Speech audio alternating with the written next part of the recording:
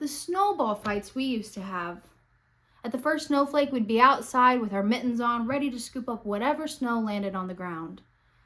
Sometimes the fights were brother against brother, big brother Larry against little brother Joey. But the best ones were with the kids across the street. It wasn't really fair. They were little kids who weren't allowed to cross the street, and none of them had much of a throwing arm. But they'd shriek and holler when they were hit, and you could tell they were having a whale of a time. And so were we. Remember that year we had that big early snow? Giant wet flakes just filling the sky, piling up like crazy.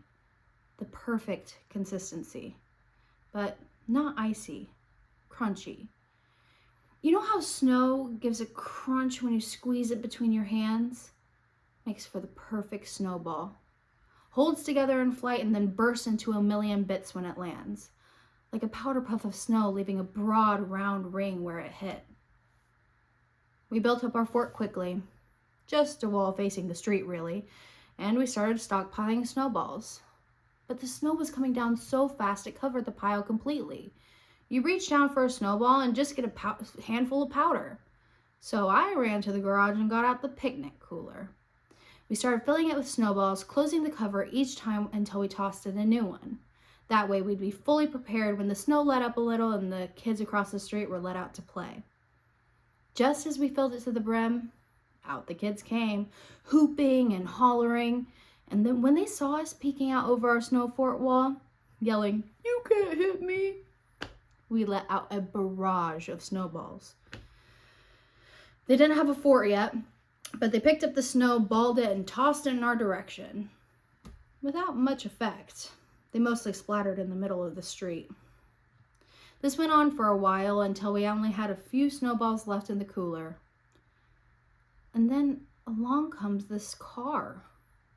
With the snowblower going a couple houses away, we didn't hear it coming down the hill and around the corner.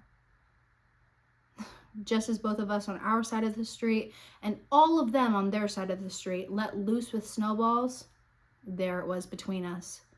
And the snowballs splattered it on both sides. And boy, was that guy angry. He stopped his car in the middle of the road, popped open the driver's side door, jumped out, and started yelling at the kids across the street. "What's the matter with you children? You trying to cause an accident? You could have blocked my view if those snowballs landed in my windshield.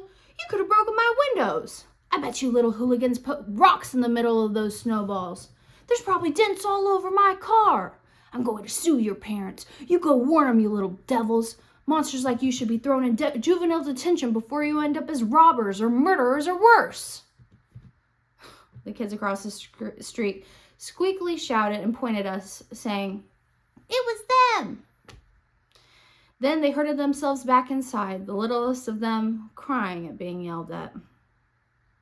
And then the guy crossed the street in our direction. I picked up the next to last snowball in the cooler, closed the cover, and told Joey, "Run."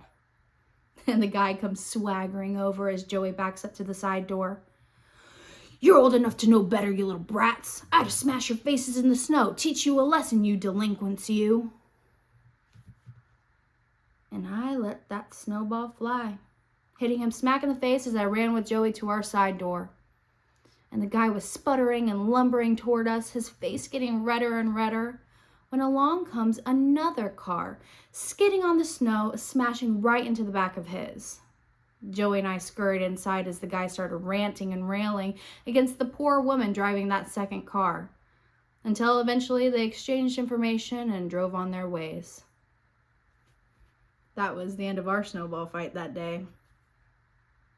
That was our last snowball fight.